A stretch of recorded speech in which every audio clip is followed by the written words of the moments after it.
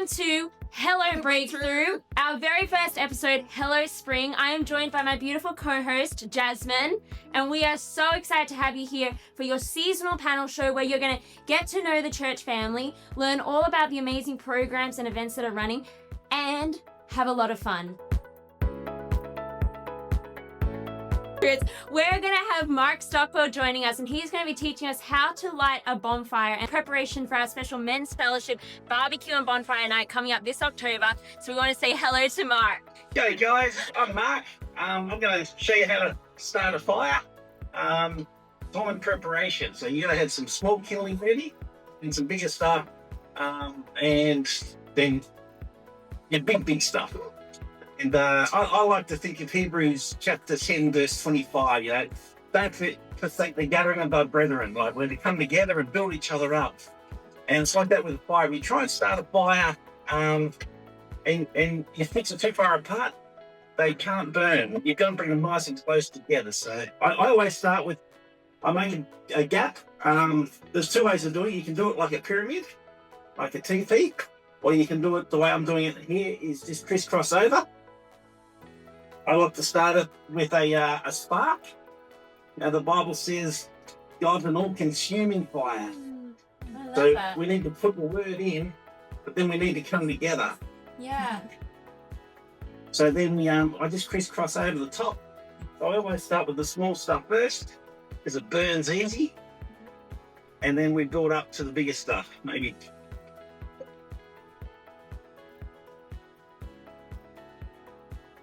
You see, this is why I'm grateful Mark is here, because if I was ever asked to start a fire, I would just tip all the logs in. And it serves a couple of purposes. Fire, they call fire. They use fire to purge impurities out of gold and silver. So sometimes we go through the fire. Trials and tribulations, I guess, would be a form of that, and God's able to use that. He doesn't cause the trials and tribulations, but he uses them to refine us. Yeah. And when we walk through those tough times, that's God refining us. And then coming together, when we come together, it's God's using us to share our testimonies, to build our faith up, to encourage each other. And somebody stumbles, we can pick them up. Yeah. So they don't fall over completely. And it's community, it's coming together. And when we come together, that fire, it intensifies and it burns, and it becomes that all-consuming fire. And then suddenly you've got this support network where somebody's going through a tough time and they ring up, or they put a phone, like life group, can you pray for us? Suddenly you've got not just one person praying, but the whole life group is surrounding you. Yeah. I think there's 26 members of Families of Faith. So potentially you've got 26 people coming together. It says, when one or two come together and pray for anything in my name, it will be done. Yes. And there I am in the midst of these. So, that all-consuming fire, it just gives us that confident reassurance that God's hearing us. Amen.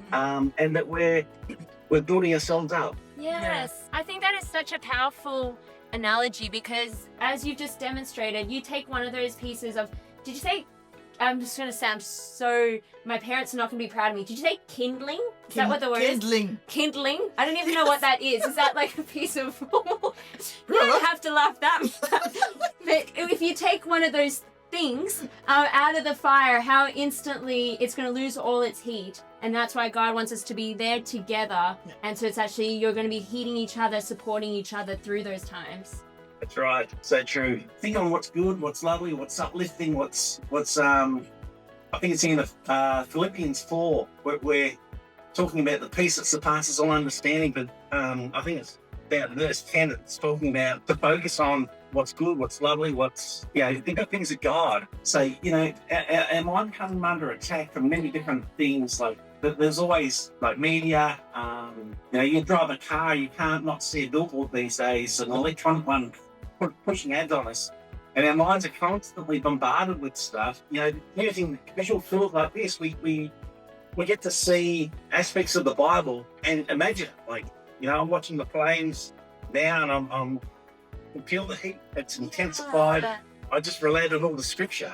That's what's out working in our hearts and our lives and our spirits when we come together and build each other up with our testimonies. Like, how can you not be built up when you hear a testimony of how God's healed somebody or delivered somebody from an addiction, delivered them from fear? It's just, yeah. I can go on and on and on. I don't know how fast I can go. I'm like, preach it, Mark. This is good. I want to be taking notes. Well, we want to say thank you so much, Mark, for joining us, for teaching us how to light a fire. Maybe I will impress my family next time we're doing a fire in the backyard, and I'll start it, and I'll know to crisscross it. I still don't know how to tell what's kindling and what's not, but we'll get there. And make sure you check out our website for all the details for October 11th, Men's Barbecue and Bonfire Night. Mark's going to be there. He's going to be helping run the bonfire and the barbecue, and I can tell you, you've just gotten a snapshot of the kind of thing you're going to get. It's going to be faith, it's going to be fellowship, it's going to be a lot of fun. But thank you so much, Mark, for joining us. We've loved this. Thank you for having me. Love you guys. See you. See you. And next up, we have something which I'm very excited for you all to see. I had the privilege and honor of sitting down with some of our amazing Jesus seekers earlier this week, and they gave me a quiz on Gen Z slang.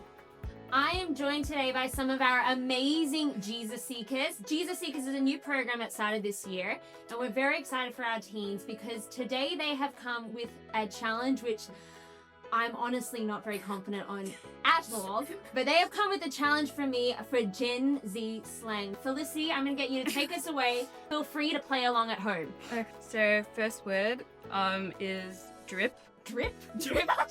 I would have said drip is what a tap does when it's not closed properly. Use that in a sentence, please. Your drip looks really good. Drip looks really... Your clothing? Yes. Yeah. Your drip looks good? Yeah. Touch grass. Is that like knocking on wood where it's like people want to be good luck? No? Okay. No. Just do it, man. I don't know. Basically, stop being antisocial. Get off technology. Go out to nature. Ah! You've been too online. Yes. Good touch. Okay, I like that one. Let him cook. Let him cook. Yeah. It's not a male cooking. Like, let them stew. Let them develop. Let them back off. Give them some space. Let him. Yeah. Yes. Yeah. Let them do their thing. First try, guys. Good job. Good job. Mid. Mid. I've learnt this one from my brother. It's meh. It's not great. It's not terrible. It's mid. Cap. Oh gosh, this one always stumps me. Is cap like false or lying? Yeah. Yes, cap. Because when you say no cap, it's No. truth. Yes. This is an easy one. You should probably already know. Tea. Tea? Tea. Not dinner? No. Or cup of tea? No. No. No. Okay. When you're teeing off in golf? No. Has No. nothing to do with golf. Could you use it in a sentence, please? Spill the tea, basically. Talking to some spill the tea. Spill the tea. Gossip? Yes. Yeah, kind of. Ah. Another what's one the- for what's the spill new- the beans, spill the tea. Instead Yeah. of spilled Yeah. beans. Okay. Yeah. Why can't you just say beans? Not Sounds cool good. anymore. Only in Ohio. Only in Ohio. Do people actually say these things? Yes, Apparently. apparently. It's that would never happen except in Ohio. No. Well, kind of. Anything to describe anything weird, basically. Ridiculous. I said like It that only would... happen in Ohio, basically. Okay, so if something crazy happens, I'd be like, only in Ohio. Yes. Slaps. Slaps. I've heard people say slaps. What do they mean? It's good. Yeah. Like that slaps. You're like, oh, I don't know why I'm actually slapping. This food slaps. Yeah. Do you ever actually slap, or is that No. just No. okay? No. your makeup. Hands down. Don't actually. Your makeup slaps. But yeah. I want double points for that one. Yes. I don't think we're keeping track. Aura farming. Aura is charisma, your vibe. Yeah. I know farming Kinda. is a farm. You are creating your vibe, developing your vibe. Like, It's like they're trying to gain it. Okay, so they're trying to find their aura. do something impressive to build up. your Okay, aura. okay, so I won't use that one in a sentence. This food is bussing. This food is bussing. This food is cheap. No. No, this food is good. Yes. Take the L. Take the L. Yeah. Take the easy road. No. What word starts with L? Love. No. Take the love. This is really hard, guys. The other one would be take the W, basically. They lost. Yes. Yeah. Yes. Okay. GG. GG. Got to go. No, it's No, also Okay. game It's also a related. gamer language too. Okay.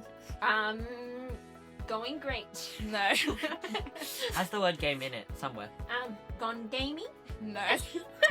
It's similar to take the L and take the W. Great game. Close. Good game. Yeah. Ah, Yeah, so GG. GG, Good yeah. game. GG, guys. Delulu. Delusional. Yes. I like that one. I'm gonna use that one. Don't be delulu. Well, thank you so much, Jesus Seekers. Jesus Seekers meet every second Friday night, alternating between online and in person. They have a lot of fun. They're growing in Jesus, and they are helping our entire church sound modern with this amazing slang. And you know what, guys? That slapped. It slaps. That slaps. That slaps. That's fire. That's fine. Well, that was a lot of fun. It was also incredibly humbling. Yep. Glad I wasn't there. Yeah, I think maybe we can try to use this lingo in the rest of the show. You know, this slaps, Jasmine. I still do the slaps with my hand. I need to stop slapping with my hand. But next up, we've got on a very special guest. We're going to be inviting in Pastor Peter Lewis because we've got a tough question we're excited to ask him. Thank you, Pastor Peter, for coming. Oh, well, thank you for the invitation. We're very excited for you to answer this. Backstory with this question by a super kid, 7-year-old. I'm so familiar with this kid. So basically, I was driving back home from school, and this question comes along, and I said, "That's definitely a Pastor Peter question or a super kid commander question." Because I'm just driving. I'm driving. I would also like to add, her beautiful daughter asked me that question that Sunday, and I also said, that's a Pastor Yeah. Peter question. In the Garden of Eden, why did Satan choose that specific type of snake? Well, That is a Pastor Peter question. That sounds like a Pastor Peter question to me. well, when I get asked questions like that by kids, I normally say, ask your parents. It's a Pastor Christine question. Yeah. Well, yes, it's well, how do you answer difficult questions? Let me just say, let's make it a teaching moment, because Okay, I'm a we're ready. teacher, Yeah. and I always say, how do you answer difficult questions?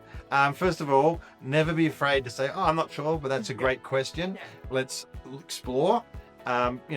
Maybe look it up together as opposed to just handball to the part. Well, You didn't need to say that.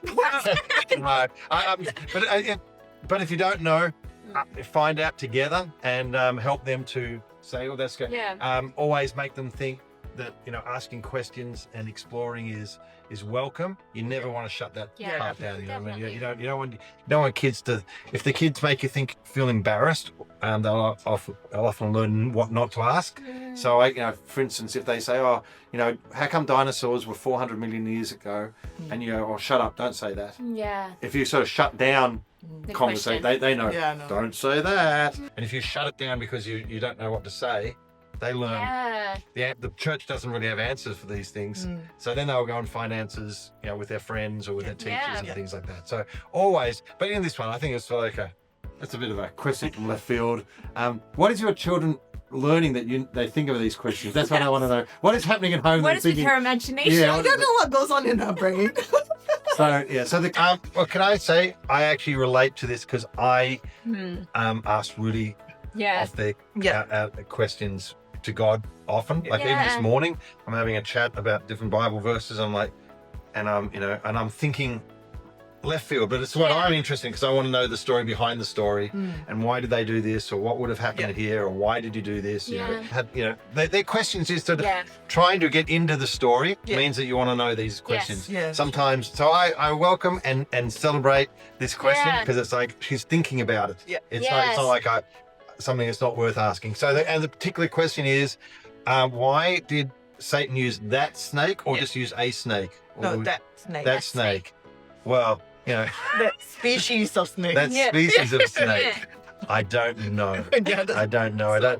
I can only presume. And again, if you go to the Bible, you might be getting a little bit of information. Yeah. It says it chose the snake or the serpent because the serpent was a sneaky animal. Yeah. So it was not just picking any animal. Yeah. It chose something that fitted its character and nature. Interesting for you to know, it doesn't actually mention Satan in Genesis there. It doesn't. It just says the serpent Wow. Yeah. came and tempted. But we know it was Satan because in Book of Revelation it refers to Satan as the serpent. The serpent. All right. Yeah. So so we just understand that. But at the time it just said the serpent. Yeah. And why the serpent? It's because it was sneaky and that fitted his characteristic. Well, how did the serpent move around? It said because of the serpent's involvement with Satan. So there must have been some sort of collaboration there.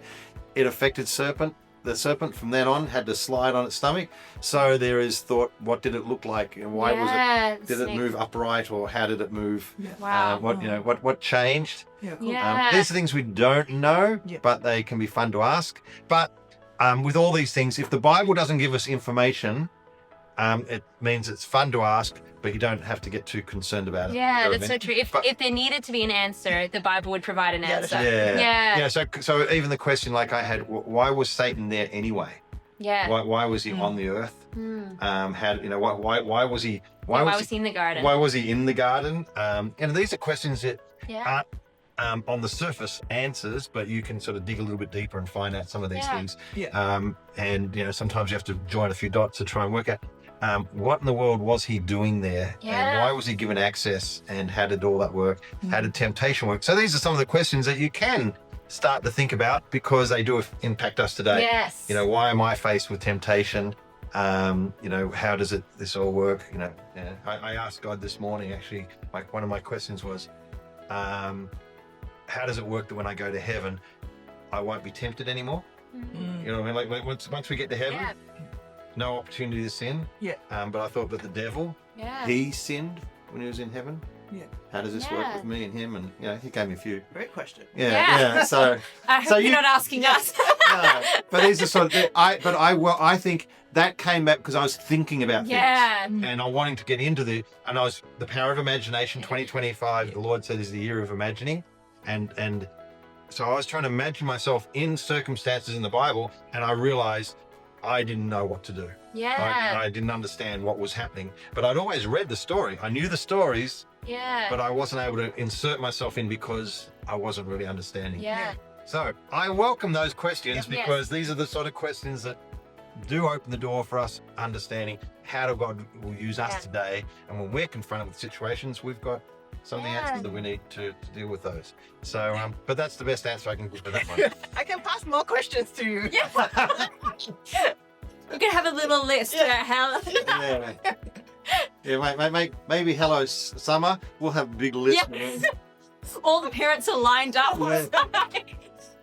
We should put a form on the website. Yeah, ask Pastor Peter. Well, thank you so much for joining us, Pastor Peter. And I love that, yes, we got to answer this specific question that was asked by one of our super kids, but also that amazing concept of the power of asking questions and why God welcomes our questions. So thank you so much for joining us, our pastor, our teacher, and we look forward to seeing you at Hello Summer in a few months. So thank you so much. I like to call him the voice of breakthrough, and that is the amazing David Legg, who's going to come and join us for a joke of the season. We're going to kick things off with some fun. Hello, David. Hi, David. Hi girls, how are you? We're good. We're very grateful you're Jesse, here. Good to see you. Good to see you. Congratulations on your new show. Thank you. So far, so good. Thank you. Yeah, there was a long audition process for Jasmine and I to be selected, but after months and months of auditions and callbacks, we were selected. Congratulations. Thank you. I'm very impressed. I'm glad your dad picked you. Yeah. You didn't need to say that, David.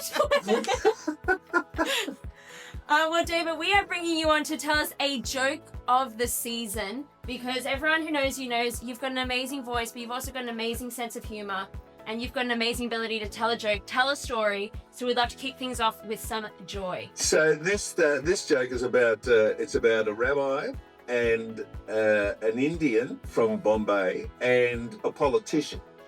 And they're driving through the country and their car breaks down and it's getting a bit late, so they go to this farmhouse that's nearby and they knock on the farmhouse door and the farmer answers the door and they say, "Oh, sorry sir to trouble you, but our car's broken down and it's getting quite dark and we were just wondering, is there any chance you could possibly put us up for the night?"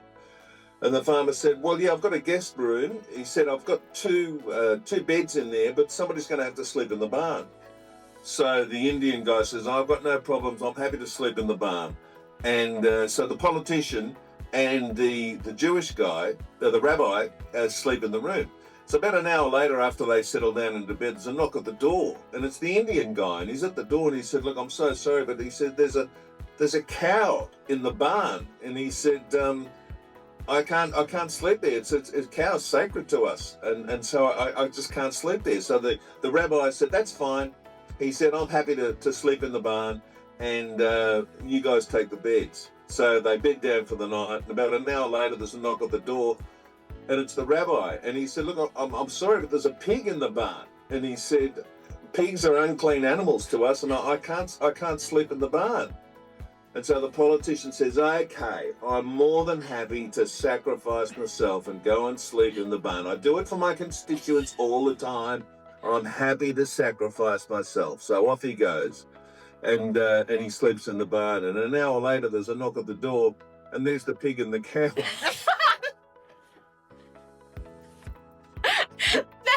I was not ready for that. That's actually very good. So I didn't want to say any politicians' names. I could have, Everyone can just picture someone. but I thought I better keep it neutral. I love, David, you've got such an ability to tell a joke that everyone just leans in for the story. It's like, wait for it.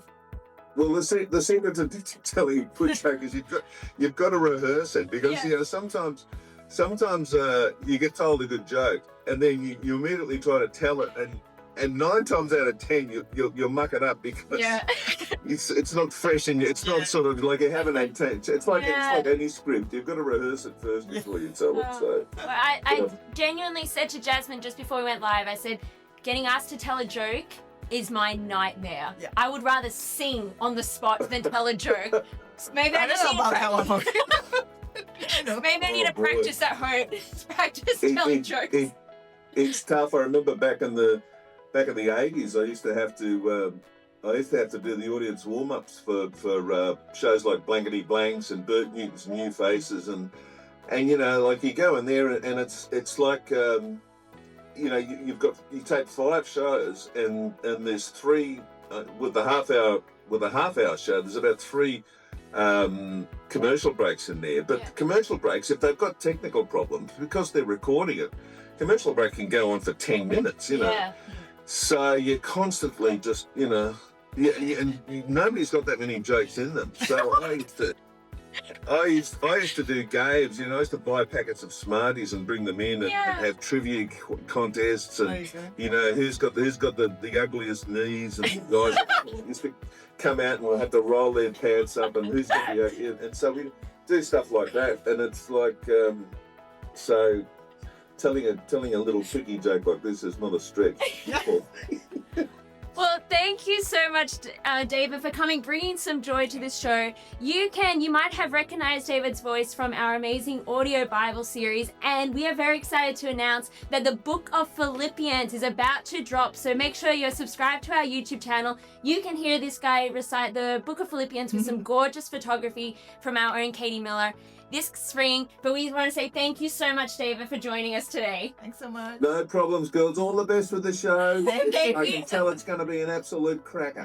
Well, that was so wonderful. Well, we're about to bring on Ian Mickey, who's part of our Heart for the House team. And once a month, they come and just help this amazing house that we get to call Breakthrough. They do practical work outside, inside. And he's going to be coming on to tell us some gardening tips as we head into the beautiful season of spring. Well, hello, Ian. Good on. It's nice to be here and talk about the garden. I hope I can give somebody a hint that might save them from ruining a plant. That's me. Yeah, me. You've got 2 eager pupils, Ian. We're very excited. Right, well, we're just about to come into springtime when everything will be growing fast because the weather's warming up and the rain is becoming a bit heavier. Things will start to grow quickly, and that includes the weeds. And it's fairly important to pull the weeds out while they're small so they don't take over and soak up all the nutrients that we need to keep for the plants we want to grow, the vegetables, the flowers, and the other trees that we need. So it's time to get down and pull a few weeds out. One of the other things we need to think about is, in this growth period, fertiliser. And there's no point waiting till summer to put the fertiliser down. It needs to go down now, but only on the plants that are going to need it. It's actually dangerous to put too much fertiliser on native plants. Another thing that happens when you've got this rapid growth, when you've got hedging plants like these plants behind us, I'll walk over to this one. If this remains untrimmed, Yeah. it'll up to the point where it's blocking the path. Yeah. And when we do trim it, we'll be left just with the woody frame of the plant, and it'll be quite unattractive. So things that are going to need trimming, trim them now before that rapid growth period starts. Another thing we can put down at this time of year is mulch. We can buy bags of mulch so that when the hot summer sun comes, it doesn't dry the ground out and starve the plants. My other tip is, if you're getting on the internet to try and work out what plants do I put in September, don't say September, because most of what's on the internet comes from the Northern Hemisphere, where the seasons are the other way around. So say springtime. Yeah. And that way you won't get led astray. That's about all I've got for the moment. Well, thank you so much, Ian. So Ian's part of our Heart for the House team who meet once a month. Check it out online if you'd like to be part. And if you've got some gardening skills or practical skills that you'd like to sow into our church, you can check it out online.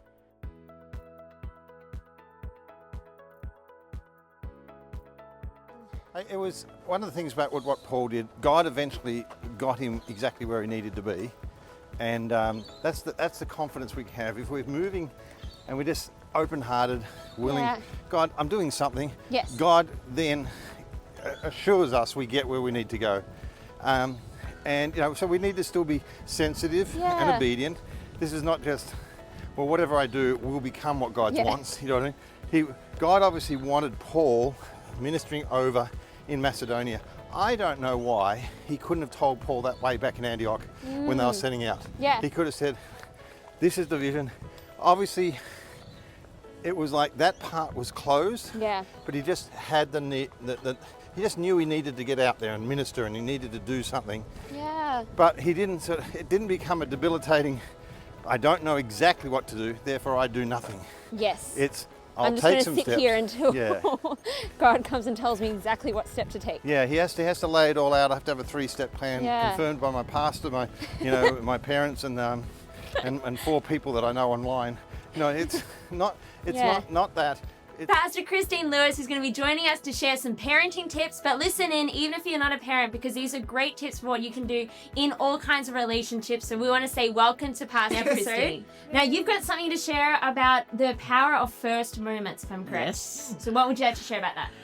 Okay, something I learned many years ago when Peter and I were early married, but we didn't have any children, and we'd gone up to Sydney to stay with actually some of his family up there, and there were this particular couple was staying with, had I think at least 5 or 6 kids. Just almost as many. 3's enough. Can we leave that on? Yeah, that was This family had 5 or 6 kids, and I remember they'd all gone to school. They were all kind of primary school age. And in the afternoon at around 2 o'clock, she started doing all the tea prep and then setting the table and getting everything ready. And I just thought she was super organised. But she said no. She said, it's really important to me that when my kids arrive home, that I am not distracted, that I'm totally free so that I can give them my undivided attention. Because she said what they share in the first moments home, she said, is when everything comes out that's really happened. She said that, and you would know that, and I have learned that, you know. But she said if you're too busy at that first time, they will then process things, and then she said you won't hear the raw, real version. You'll hear their processed version of what they think you want to hear. And so she said for her, it was making her day actually centered around the fact that she knew at 3:30 there would be, the door would open, 6 kids would come in, they would all be talking at once, but she would make sure that she listened to them all and she didn't have anything that was distracting her. So when she shared that with me, I remember thinking, yeah, it sounds good, but it just seemed, you know, I wasn't 100% sure till I had kids, and I suddenly realised, and you would know, Jasmine, it's so true. When you first pick them up, they jump in the car, they come through the door, whatever, that's when they want to tell you everything. And that's what, if you can sit there and listen, you will learn a lot more about their day, and particularly I think about their feelings and how something has really impacted them. Whereas if there's time kind of goes by, they can stop and think sometimes, how would mum want me to be feeling about this? And it can, as I said, be far more processed. And so I have done that right through with our 4 kids, who are now obviously all growing up, but I even kept it going through when both Caleb and Caitlin started dating, and I felt the Lord challenged me. Would I wait up every night, not out of fear or not even out of being a helicopter mum, but would I wait up because when they came in, what they wanted to share with me then would be the real raw version. And I probably look back on some of the conversations I had close to midnight and post midnight with Caleb and Caitlin before they were married, when they'd come home from a date and suddenly, and that was when I really felt I got to know them, and I got to know them in this stage of life. And I got to know the people that they were dating, who in both cases went on to be their life partners. I got to know more about their relationship in a good way at that time than probably I did in things which would have been said during the day. And so I've tried to not only do that with, obviously with the kids growing up, then with adult kids, but even I try to do it with people in the church or with friends or things like that. When you first connect, often that can be when that's really important. Everything unloads. Everything unloads. And I think an external processor, everything unloads. So now when Brooke comes home, it's like, I know that's important. And even the other day, we had a situation where I knew you were in a meeting, and I remember I said to Dad, I want to make sure that I'm home and fully available when Brooke comes home from the meeting, because she will need to probably unload. And it was just a work situation, but I wanted to be there for her. As she, at that time, whereas I knew if you had been able to spend hours processing everything and, things that you talk to your boss about, it would have been, by the time I spoke to you, it would have been a processed version, whereas I felt I got the real version. And that's when you can help the most, and that's, I think, when deep connections are made. And something the Lord said to me as I was actually praying about doing this today, He said, you never get a second chance at a first moment. And I thought maybe that's, everybody has thought that phrase before. I'd never actually thought it, but the Lord just said, He said, tell people that you'll never get a second chance at a first moment, whether it's with your kids, whether it's with your husband, your wife, your friends, just the people around you. That first moment can't be replaced. Like, the kids can't run through the door and you're all in got your head in a spin and everything's happening, and half an hour later saying, "Now come on, kids, run through the door again," and tell me, it's not a TV show, it's not a rerun. No, take we can't take two. Go back. I'm not ready for you yet. Sometimes life, as a mum, you'd love to say, I'm not ready for you yet. You're not in this scene yet. Stay in your dressing room. But they come out of their dressing room and they're ready, So it's something that, I'm not saying I've always been perfect at it, but I've really tried to make as a very strong rule in my life that first moments are extremely important. And I feel like that's a great way of discussing, because even Hello Breakthrough, our theme for this show is all about the new things that God's doing. Hello, new thing. Yeah. Even when it says in Isaiah, behold, I'm doing a new thing. And I think it's a really powerful concept that when there is something new in someone's life, whether it's a little thing or a big thing, that first moment is when you want to share it in the most raw, authentic way. Yeah. And I'm so grateful for amazing parents who is, even as I've grown up, whether it's work, whether it's anything, in that first, something new has happened, and that first moment, you're always available for me to unload everything. I feel like it's such a powerful thing that if there is someone in your life who's got something new that's happening, be there for that first moment, because that's when you're going to hear the most raw, authentic version of the story, and probably the most raw and authentic version of their heart as well. Now, I'm very excited for this part of our Hello Spring episode. Because we want this to be a fun show, joy of the Lord is our strength, I'm going to play a little game with Jasmine called The Price is Correct. It is called that for legal reasons, but the price is correct. I've got a list of things that I think are just quintessential to spring. Is it even a spring or summer in Australia without the 150-gram tropical strength Aerogard can? The smell of Christmas, as our family calls it. Yes. Oh, it's a tough one. Like $11 on sale? No. You're saying you don't shop $11 if we go to our price?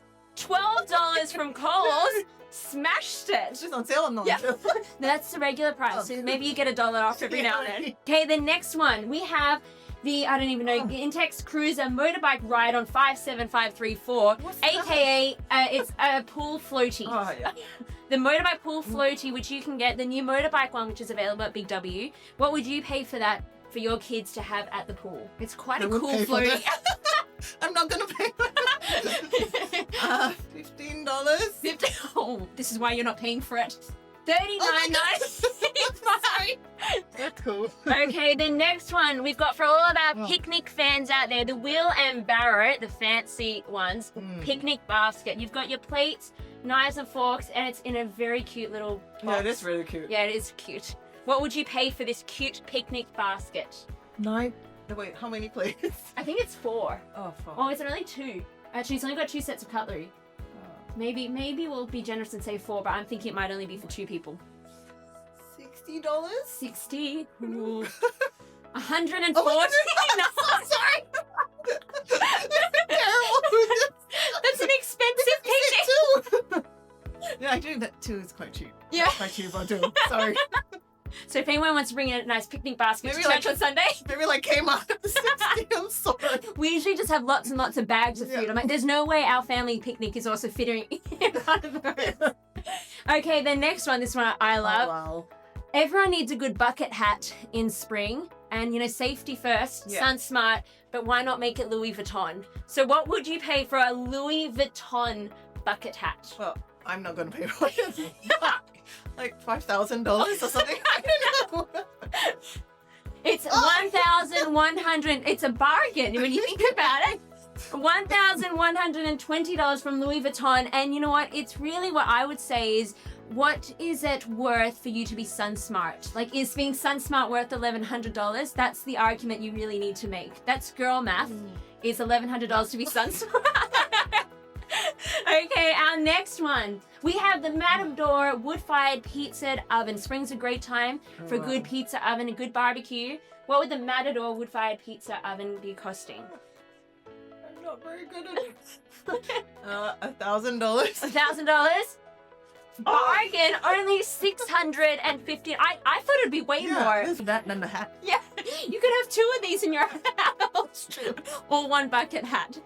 Okay, the next one, and this is one I had no clue about. When I was Googling, I noted, what would it cost to have a Melbourne Cup hill stand reserved seat? So for the actual Melbourne Cup day, if you're watching this from interstate or overseas, Melbourne Cup is a big thing in Melbourne on November. It's the first Tuesday in November, and it's a horse race. And this is why I love Melbourne. Everyone gets the day off for it. We all get a public holiday for a horse race. And which I just think and is... it's near my birthday, so I always get my birthday.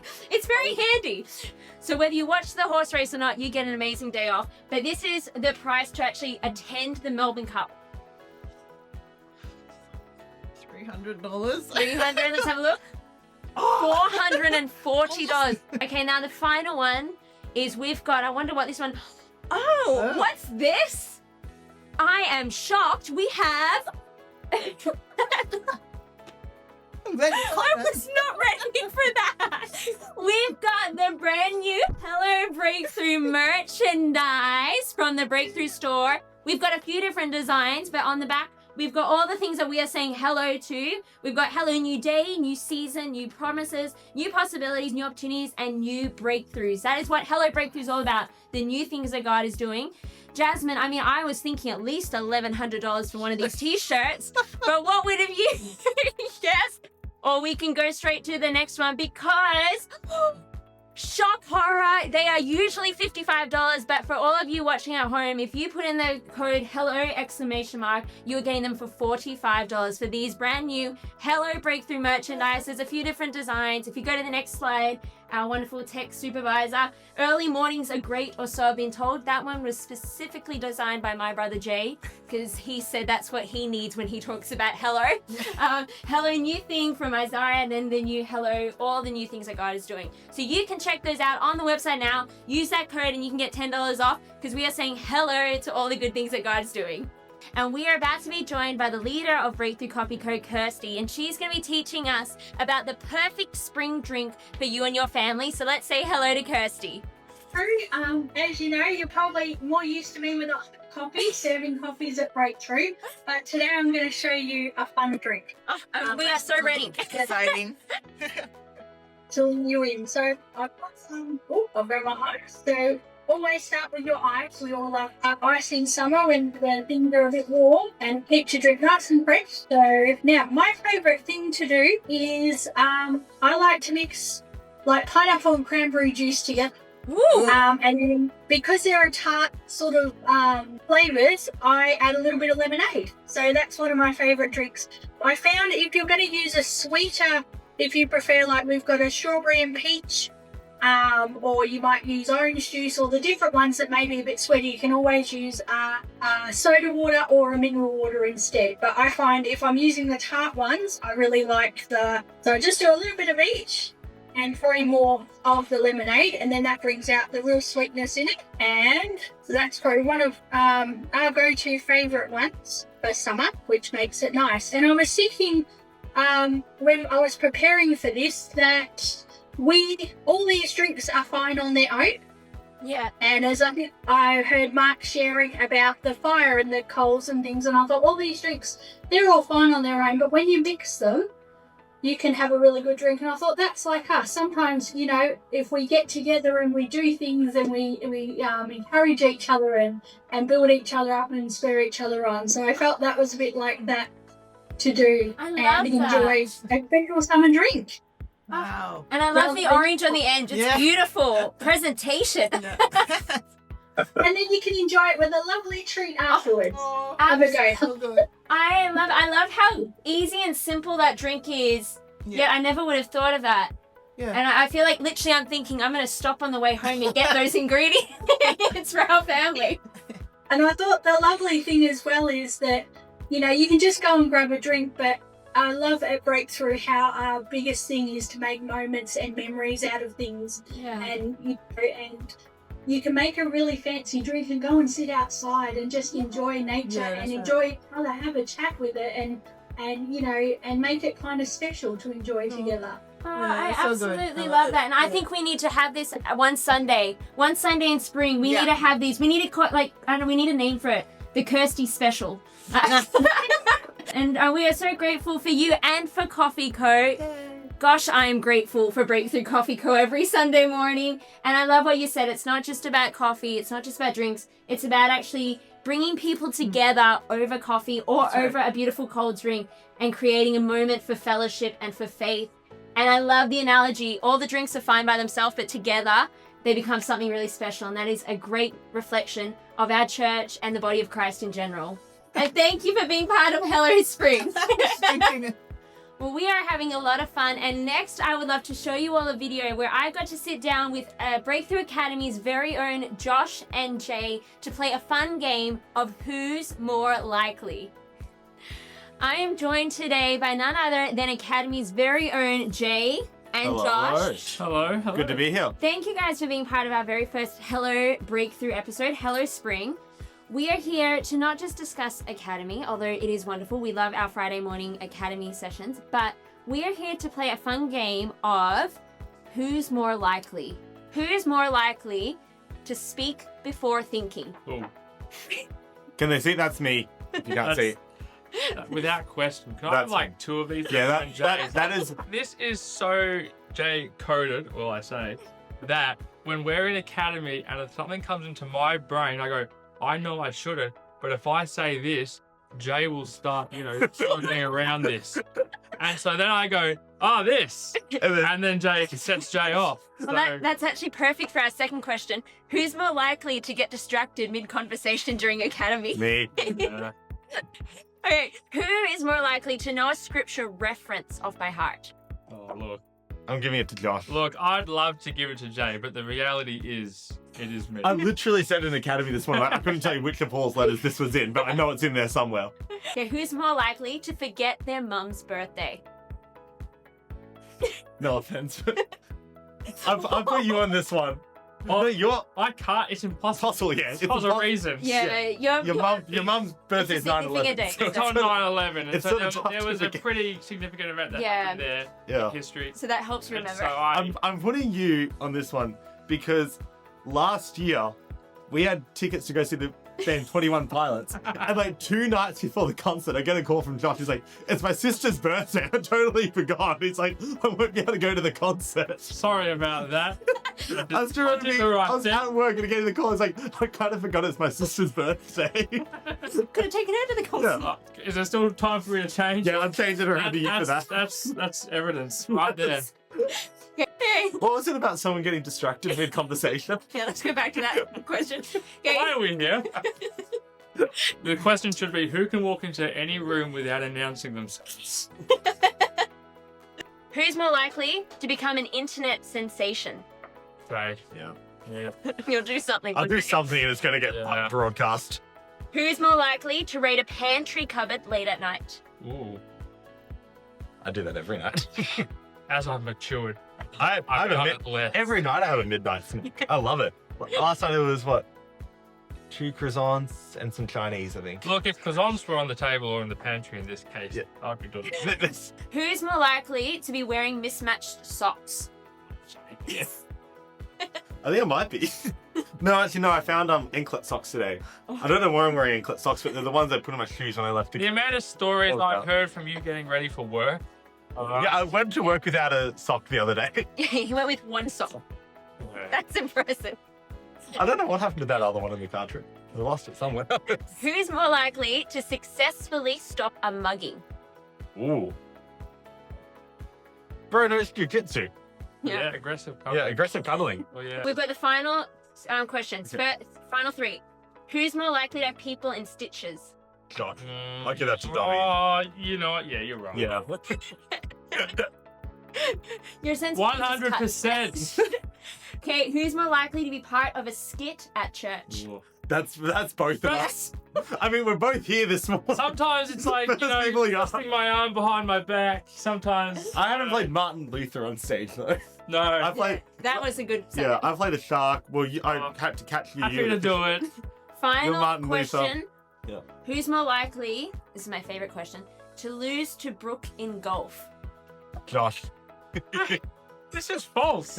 I have not lost to Brooke. I believe you did. And you know what? We are out of time to tell that story. She won 2 games. I won 3 games. That's what happened. But you lost 2 games. I lost all 5 games, but I still put his name up as the one more likely to lose. Why? Thank you guys. I think we're going with a consensus for this one, not what is actually true. Anyway. I've had a lot of fun. I hope you guys have enjoyed it. You can catch these guys on Academy every Friday morning, and now you can enjoy knowing a little bit more about them. You come and watch Academy and you'll see in action. I will say something and Jay will just pick that right up. And then Pastor P will be like, how will I get back to what we're talking about? I think one of Dad's most common phrases, or Pastor Peter's most common phrases on Academy is, let's get back into the world. Sorry, that was me. Well, thank you so much, guys, for joining us today. Hopefully we can do this again at the next Hello Breakthrough. I like it. Who's more likely to bring the house down at karaoke?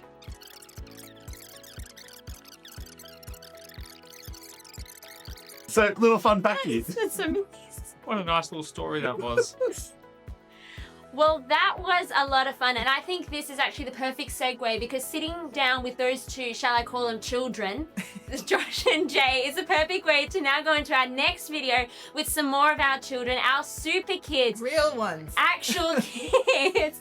And a few weeks ago, I got to be their commander on Super Kid Academy, and we did something which we've done a few times and they love, and it's a special video we get to make, and I can't tell you the tricks of the trade. I can't tell you how we were able to make this video, but what we learned about in Super Kid Academy that day was that sometimes we have to not look with our natural eye but look with our faith eye, and sometimes we have to look at a situation and look beyond what we can see and realize that no, actually there's something beyond what I can see because God is working in the unseen. So this was a fun little video we did to help our super kids learn that sometimes you can't trust what you can see because God is working in the unseen. Have a look.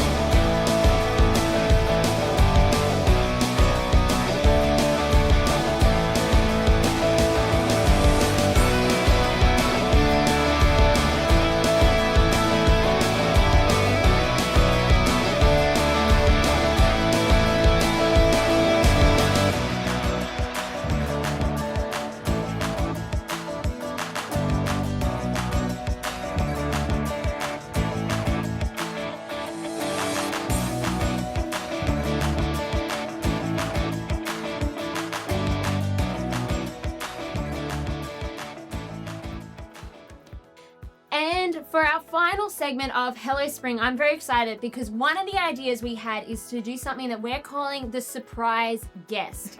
And what that means is one of us, and for Hello Spring it was me, get to organize someone in the Breakthrough family to come and be part of the show, but the other one, aka Jasmine, doesn't know who it is. And I am very excited because we've got a special guest coming, and I think this might possibly be your favorite segment of the show.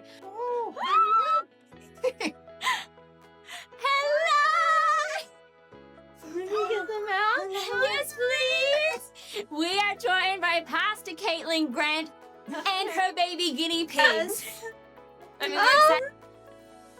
So warm. You are the cutest guest we've had on all day. How old are they? All right, so Paddington and Marmalade, when were they born? They're just a few months old, maybe 3 or 4 months old now. So maybe 4 months, probably 4 months old now. And Paddington's already a father. At least once, maybe twice. You were busy. Yeah, surprise guest. So we were given 3 beautiful female guinea pigs for Christmas by Brooke. And we had... Not really cute. And then one of them passed away after a few weeks, but we still had 2 beautiful guinea pigs for a couple of months. And then one day, Cam, my husband, came downstairs and gave me a call while I was at work, and he said, guess what? There's 4 guinea pigs in our cage. And we had no idea, but the mum was pregnant and had obviously come pregnant. She had obviously got pregnant like the day before we got her. She was only 3 weeks old when we got her, so she just got pregnant that day. And she had 2 baby guinea pigs, so we had 4 baby guinea pigs. And then what happened is, surprise, the boy guinea pigs grew up and we now have 2 more guinea pigs. It's a Christmas gift that keeps on giving. Yeah, it's a really fun family dynamic. You know, off air, Jasmine was just talking to me about wanting to get their family a pet. So I mean, guinea pig. It could be the gift we keep on giving. A baby guinea pig is born just like an adult guinea pig, so they're fully formed, full fur on them. They look just like small adult guinea pigs. They do everything straight away. I love the little red eyes. Yes. We wanted to bring all the guinea pigs, but we only had 1 carrier, so it would have meant bringing girls and boys in the same car. Oh, that would have been fun. Things would have got out of control yet again. Could have had more guinea pigs for our next show. By Hello Summer, you could have 6. I don't know if the camera's picking this up, but he's doing his little, I call it his weeping noise, which is like a little squeak. Do they have different personalities? Yeah, so Marmalade's the sweetest. So he's very sweet, very trusting. He'll climb up and like anytime Cam comes into the room, because Cam works from home, so he spends a lot of time with them. So every time Cam comes into the room, Marmalade's on the edge of the cage, weeping and squealing. Paddington's a little bit more cheeky. So he's always jumping on the very chatty, jumping on the furniture in their room and in their hut and constantly squashing whatever furniture, like whatever toys we give him, he squashes them and jumps on them. And Can I see this way? So what are their names? So we've got Caramel and Chai, who are the two originals. Yes. And then the new ones we named before we knew they were girls, but they're Hogan and Clink, after the Hogan Serious TV show, which we like. We're thinking of great classic duos in TV, and Hogan and Clink. We thought that's a great classic duo. So now it's just female versions of Hogan and Clink. Give me their surnames. Roberta Hogan, and beautiful. Paddington and Marmalade. Then I think next month might be Lilo and Stitch. She's very affectionate. So Yes, your starring moment. and he might not do it here, but every time he hears any of them hear a crinkling of a bag, they might not do it now. Oh, there you go. They start squealing and squealing. So no matter what kind of crinkling sound you make, they'll squeal and squeal because they think that means spinach is coming. Or if either of us open the fridge door, they start squealing and squealing because they think there might be cucumber. Or if you chop anything, because whenever we chop cucumber, they come anytime. Like I was chopping dinner last night, and they're squealing and squealing. I'm like, it's not cucumber.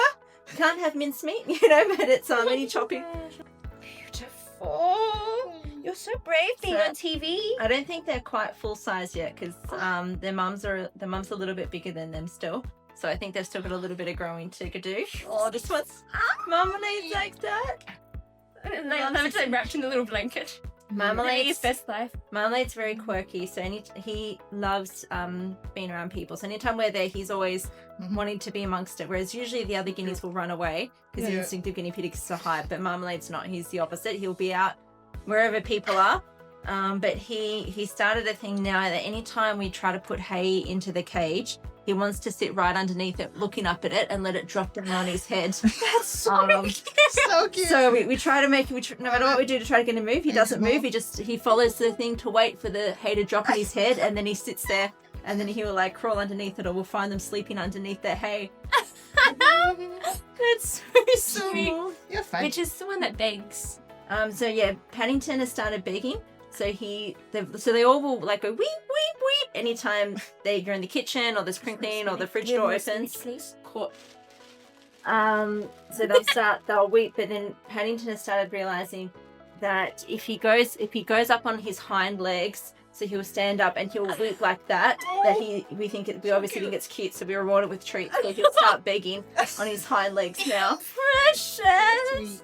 Maybe you could get a cat, a dog, and guinea pigs for your family. Yeah. Well, That's too many. if we keep multiplying, Jasmine, you could keep giving out to you guys. Just come on Sunday with guinea pig wrapped up. Surprise! You put it in a breakthrough paper bag. Yeah, when we took their mum to the vet, Caramel's been pregnant twice now, and she's only 8 months old. And the vet said maybe give her a bit of a break. Her body probably needs a bit of time not being pregnant in her life. She's never not been pregnant. Yeah, she's literally from 3 weeks old. She's just been perpetually pregnant. Are you scratch? Oh, do you like that? Yeah. Yeah, they love chin scratches. So if you just like rub underneath Marmalade and Paddington in particular, love a chin scratch. You are so sweet. Do you want some more? The boys did have to get separated from the girls as well because they were a little bit forward with their intentions with the girls. Their dance of springtime, shall we say it? Hello Spring. Was their favourite dance. One of the girls we have little wooden huts inside their big hut, and one of the girls, Chai, would jump on top of the hut, and the boys would walk around like waiting for her to get down, like just like circling the wooden hut while she's I'm up sorry, there. could this beautiful face ever do that? So we decided it would be good to give them some space. She's lying. You would never. Well, I don't know if you girls know, so we discovered since having them that guinea pigs on average poo 200 times a day each. In this little thing? That's not possible. So 6 That is guinea so much pigs. food That's in there. what. So if it's across 6 guinea pigs, we've got 1,200 poos a day coming in our house to Oh my clean. goodness. They say whoopsies. Yeah, so there's no putting off cleaning the cage because when they're really excited, they do a thing called popcorning, where they just start like jumping up and down. And so Paddington has started a thing the last few days where he just spins in a circle when he's excited. So he'll go into his wooden hut and just spin on the spot in a circle. Sweet. Otherwise I'll just popcorn, so just jump. You know, Precious. and red. Marmalade's not actually, none of the guinea pigs are probably known for their smart wits. So they're not always the brightest. He's like, what does that mean? But so you'll Who are you very, talking about? very, very commonly, like we'll give them a piece of spinach, they'll take it, and then while they start to chew it, they drop it, so it's just there, and then they just cannot find the spinach. So it's right next to them, and they're just like looking around, like, I'm sure I had a spinach in here. Like looking all around, and then like they'll stand on top of it and like, where is that spinach? Like, there's a spinach down here. Like, dude, it's underneath you. It's right there, Just and there. they literally just cannot find it. I think people should vote that Caitlin has to bring the guineas to church one Sunday. We can all have it. Absolutely. You need everyone to see you in person. You're going to be so popular. The boys are a bit kinder as well. The girls are quite savage. They steal food from each other. So we'll give them, like, for 4 girls, so we'll give them, 10 pieces of carrot. And then one of them will get one, like be eating one, and instead of going to get them from the pile of 9 other carrots there, they'll come and steal it out of the girl's mouth and run to the other side of the cage and steal hers. And that one run after, steal it out of their mouth and run it back to the other end. You guys are a bit nicer. Yeah, the boys said, we've got manners. We would civil. never. So chill. Well, if they did, Paddington would steal marmalades, and Marmalade would be like, sure, and just go and get another. It's just like, whatever, great, I'll go grab another one. You have that one. Well, thank you so much, Caitlin, Paddington, and Marmalade, for ending our first Hello Breakthrough episode in the most adorable and amazing way. We hope you have enjoyed this Hello Spring, and a great way to get to know the family, even the furry family, learn about some of the programs and events that are happening, and have a whole lot of fun. We can't wait to see you again for Hello Summer in a few months, but we are so excited for all that God is going to do at Breakthrough this spring. And on behalf of ourselves and Paddington and Marmalade, we say... Say bye. Say bye. Thank you so much for joining us. Oh, no, I'm trying to get in. You want a carrot? He's like, I will have the carrot, thank you.